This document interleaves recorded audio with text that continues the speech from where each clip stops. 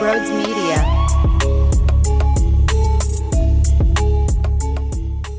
Yo, what's going on, everybody? We got to talk about Nick Sirianni, huh? We got to talk about the greatness of Nick Sirianni and his contract extension. But what if I told you my lawn is just as great as our head coach? Oh, because it is.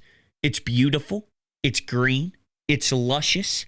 I'm waiting this week to get my third round of treatments. I'm so pumped up because the first two rounds have worked out so nicely that I'm already in love and we're not even done the process yet, but that's how well things are progressing. And my great friends at Green Lawn Fertilizing are based in the Philadelphia area. They're the best in market, experts in New Jersey, Pennsylvania, and Delaware. They've created their own custom blend that will help your lawn recover. Whew, and trust me, I needed it badly. I wasn't paying attention. I was an idiot. I was a dope. And the first round is so important that they are offering you 50% off your first two treatments. That's right. 50% off your first two treatments. Do not be a fool. Make sure you take advantage of this offer right now by clicking the link down below in the description. It'll send you to their website. It'll tell them that Brodes sent you. And if you sign up there, 50% off your first two treatments. Make sure you get started today. Changed my life. Family, friends, neighbors, you name it. The amount of questions I get because people are falling in love with the way that my lawn is transitioning throughout these round of treatments. It's no joke. It's that pretty. Green Lawn Fertilizing. Make sure you check them out today. Yo, happy Monday, everybody. Welcome on into Bleacher Report as we sit here now. Our head coach, Nick Sirianni, received a contract extension. Who would have thought when you date back to getting pounded by the San Francisco 49ers at home with that game highlighted on the calendar, more than I've ever seen a regular season game highlighted before against a non-division rival. The following week, you get exposed by the Dallas Cowboys on the road, which was then followed up by Drew Lock going essentially the length of the field to rip one out of your damn chest. There was a bunch of coordinator drama. There was a bunch of nonsense to the point where the front office had to figure out exactly what the route was going to be moving forward with Nick Sirianni. This wasn't 5 years ago. This wasn't 6, 7 years ago. We're talking just a handful of seasons ago. What a remarkable turnaround. You can't accidentally make it through that type of tough time. It doesn't happen by mistake. You have balls. You have toughness. You have something special about you if you can make it through those really difficult times. And it wasn't pretty to get out of it. Nick had to listen. Nick had to go through turmoil. Nick had to hear from guys like Brandon Graham and Lane Johnson and veterans saying, be you, Nick. Be what got you here. Be the man that acquired this job when he sat down with Lurie and Howie for the first time and they loved what they saw. Be him. And even when that happened, it wasn't perfect because a second later, he starts barking at his own fans at the link. So he had to dial it back. But he was closer to getting back on track. You blink your eyes, he's a Super Bowl champion. And here he is with a nice contract extension. That was inevitable. It was just more about when, not if. But as we sit here now, there's no details.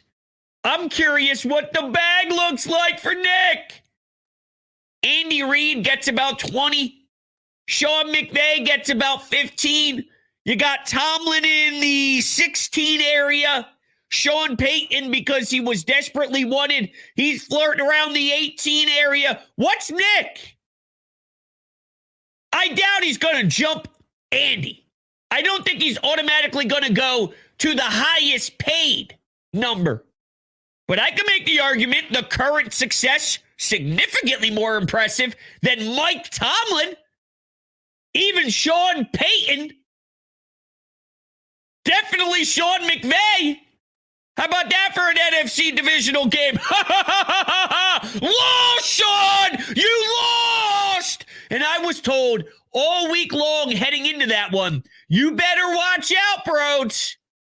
Because if you break down quarterback head coach combo, everyone and their mother who watches football would take Matthew Stafford and Sean McVay any day of the week. Well, those people are stupid.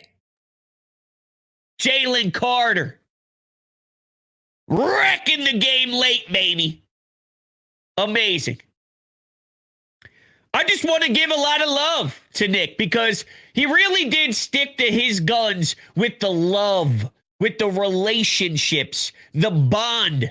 It has to be special. It has to be unique. You really need to care for one another, and then that's going to take over on the football field. And the team really buys into that. And look, there's a lot of this when we talk about the organizational success. Yes, Howie Roseman, he attacks in the draft, and he goes and finds really good players. But you got to know what to do with these good players. You got to know how to not only have these players buy in, but, sell them the growth that you have planned for them, sell them their ability to blossom. And, you got to have them believe in what you're selling to make sure they maximize their own skill set. It's not easy to do. And I'm not just talking about the powerful, obvious studs that you draft and all, but even if we get to the Burkses of the world, Burks needed to be ready when his number was called. Part of Nick's job is to make sure that's the case. Even though it's a defensive side guy, and Vic Fangio has his finger on the pulse 1,000%, Nick is the CEO. He overlooks all of this. He studies from a distance. He sees how everybody is getting worked throughout the week. The practice schedule, the film room, the studying, the rehab, putting in your time in the weight room. He monitors all these details. Burks ready to go. Fred Johnson ready to go. Somebody tell me if Jahan Dotson, after a quiet season, was ready to go in the Super Bowl. He was. Nick Sirianni. So yes, developing talent when you draft someone young and you want to mold them to be a star in the NFL. You have a phenomenal coaching staff underneath Nick, with Nick being a part of it that has absolutely groomed a lot of these men to be the best that they can be early on in their careers. Quinyon, Cooper DeJean. What type of rookies do that? That's Nick's coaching staff. But it's not just those guys. It's also the next man up guys that must be prepared, that must have all the info, that must be locked in. You can't lose them. You can lose guys that don't have the proper playing time that they feel they should be credited with.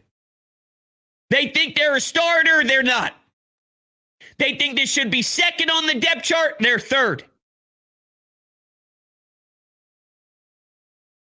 And I'm sure behind the scenes, the communication with Nick and his players, that's what allows for these men to be ready for each moment. I think it's crucial. I really, really do. It's amazing to think about the journey that he went on.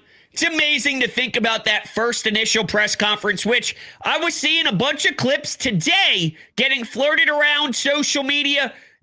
It was bad. It was rough. It's hard to win back over this type of fan base after that first impression. The flower speech, watering the flower, letting it grow. We laughed. We mocked. We made fun of. But guess what? He sticked his guns. He wasn't lying when he said it. He felt passionate about it.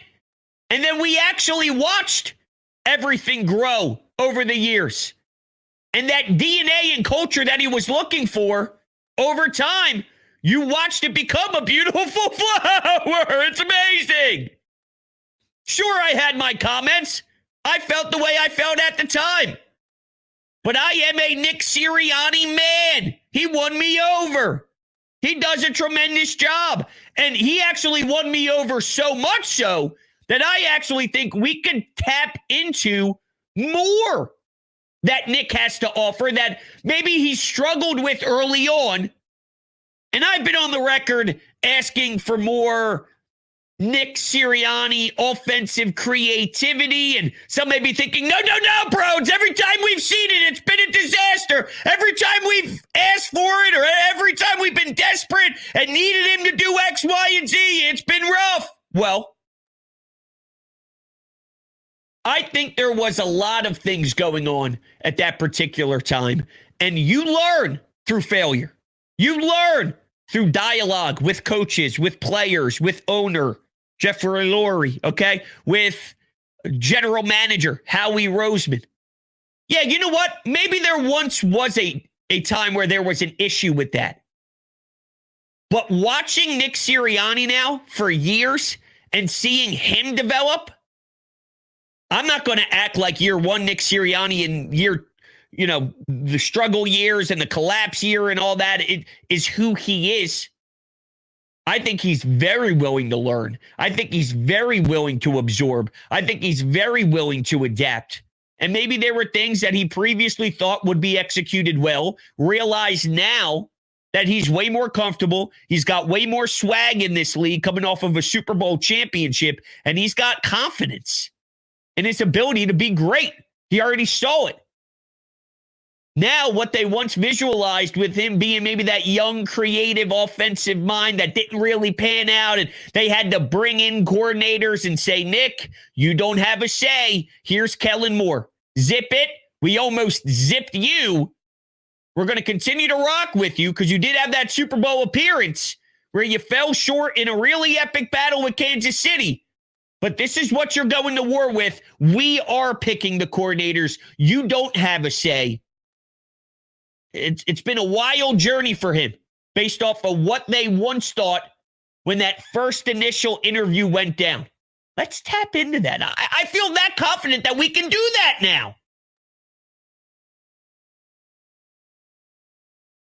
The Nick Sirianni that we have at this particular time with the Lombardi in his back pocket, the never satisfied Nick Sirianni, the insanely passionate about football Nick Sirianni, the shaved head, 50 Cent, many men, many men, Nick Sirianni. You package all this together with that fire that he shares with the GM, with the owner, with the quarterback, with the right tackle, with the defensive tackle, Jalen Carter, with Q. It's deadly. What you see in the greatest athletes, what you see in the guys that dominate snap by snap, Nick has that same attitude and edge. He's got that flair. He does it in his own Nick way. But you got to have it. And look, when you date back to when the Eagles won back in 2017, it was a different time because for all of us, we never experienced that before. We don't know exactly what the feeling is like throughout the offseason. Not that Nick was a part of that because he wasn't, but you saw Doug Peterson go on all these tours and these books and this and that. And, look, guys like Saquon have done plenty of things, and you definitely have more recognition. And we've seen Jalen Hurts on a different stage as well since winning the Super Bowl, so it's not as if you can't do anything. Yes, there is an added bonus that comes with winning the Super Bowl with all the media attention. But for the most part, I love the message from the top to everybody else in this franchise and even to the fan base this offseason. Yeah. You know what we won? We won the third. There's no book tour. There's no going around and being the man for 3 months and not paying attention to the next wave of the NFL season. We're going to work and making sure we can go get Jahad Campbell. We're going to work and making sure we can get somebody who can help us out at safety in Makuba from Texas. We traded away CJGJ. We got to improve. You don't know what it's like when you do it your first time. You have no idea. Things creep up on you. Things happen rather quickly while other teams have been able to relax and take deep breaths and attack the offseason with a different approach. But once you see exactly how that goes, then you can change and you can be more prepared for a second offseason as a franchise with a Super Bowl. And even though Nick wasn't a part of that, I think the discussions from Howie, from Lurie on maybe what went wrong with Doug Peterson heading into 2018, some of the messaging that failed, how that flopped, how we need to make sure we execute differently, that can set you up for a way better opportunity when you think of a campaign coming off of a Lombardi. And I think that so far this offseason, it's been quiet on the Nick front, and that's all great. That's all what I want. It's all business. It's not about smiling and taking pictures with babies and all that crap. It's about how can we put the best product on the field for 2025, 2026. You know what I'm saying? Now, the Eagles put out a statement earlier this morning. This was Jeffrey Lurie. As an organization, we have always strived to create a championship culture of sustained success. Nothing is more important to fostering such an environment than having tremendous leadership. Nick has embodied everything we were looking for in a head coach since we hired him 4 years ago. His authentic style of leadership, his football intelligence, his passion for the game, and growth mindset have helped to bring out the best in our team. I'm excited for what the future holds for the Philadelphia Eagles. And of course, there is a picture of Jeffrey Lurie and Nick Sirianni on the middle of the field hoisting the trophy with big, big smiles on their face. Really cool to know what he had to battle through and how he did it. Because again, I was talking to one of my buddies about this last night when I was watching Game 7 of Toronto and Florida Panthers. I was watching some NHL Stanley Cup playoffs, and one of my good friends was texting me about the game. Oh, that was a good shot. Or, hey, do the Maple Leafs actually have a chance? And they're known to flop. And we were talking a bit about how the media in Toronto, they treat the Maple Leafs like we do the Eagles. And it's so funny because the Flyers fall fourth on the pecking order. It goes talk Eagles, talk Phils, talk Sixers, then Flyers. But they break down the Toronto Maple Leafs in training camp. Who's on the third line in practice? Who's the fourth line left wing? Who's the healthy scratch in game one? They get into the thick of the details. But the media is so intense that I think in a game 7 setting, especially at home, it forces the team to play tight. It's a hostile environment at home. And the reason I bring that up is it could be that way here with football. And not everybody can handle it. Not everyone can succeed.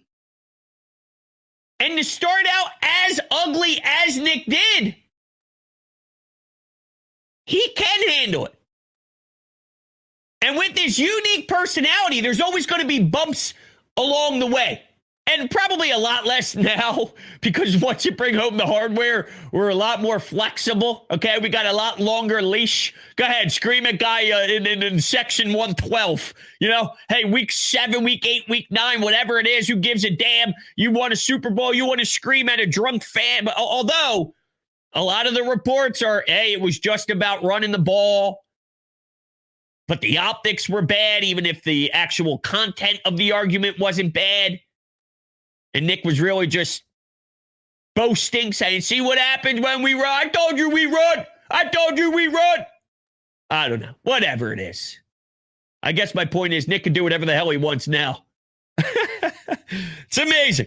It really is amazing. There's a couple other things I want to touch on here. Two in particular. They're more side stories. Now, originally I was going to run with this next piece, though, as the main topic. But when your head coach gets a contract extension, there's something that is a little bit more important.